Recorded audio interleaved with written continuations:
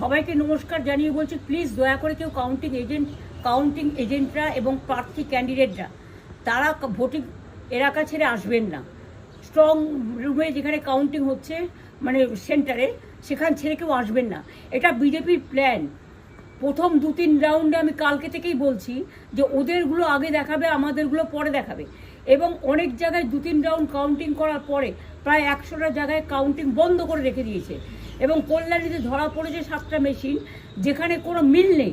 এটা total forcefully central ফোর্সকে দিয়ে চারিদিকে তৃণমূল কংগ্রেসের উপর অত্যাচার করছে, অফিস ভাঙছে, জোর করে দখল করছে।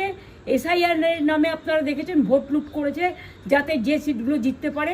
কিন্তু এখনও এমন 70টা সিট আছে, 100টা সিট আছে যেগুলো আমরা এগিয়ে আছি, সেগুলো বলছে না। টোটালটাই মিথ্যে নিউজ খাওয়াচ্ছে। আগে ডিআইসিও এই খবরগুলো দিত, কিন্তু তাকে কালকে চেঞ্জ করে দেওয়া হয়েছে। টোটালটাই ইলেকশন কমিশন নিজের ইচ্ছে মতো খেলছে, এবং সাথে কেন্দ্রীয় বাহিনীকে নিয়ে। এবং আমাদের পুলিশরা টোটাল মাথা নত করে কেন্দ্রীয় বাহিনীর আন্ডারে কাজ করছে। সুতরাং আমি আমাদের কাউন্টিং এজেন্টদের, আমাদের সমস্ত পার্টির কর্মীদের বলবো, অত মন খারাপ করার কারণ নেই। আমি বলেছিলাম সূর্যাস্তের পরে আপনারা জিতবেন। 3 রাউন্ড 4 রাউন্ড কাউন্ট হলেও এটা 14 রাউন্ড থেকে 18 রাউন্ড কাউন্ট হয়, তখন আপনারা জিতবেন। Wait and see, watch. আমরা সবাই আপনাদের সাথে আছি, আপনারা কেউ ভয় পাবেন না, নিশ্চিন্তে থাকুন। আমরা বাঘের বাচ্চার মতো লড়াই করে যাবো।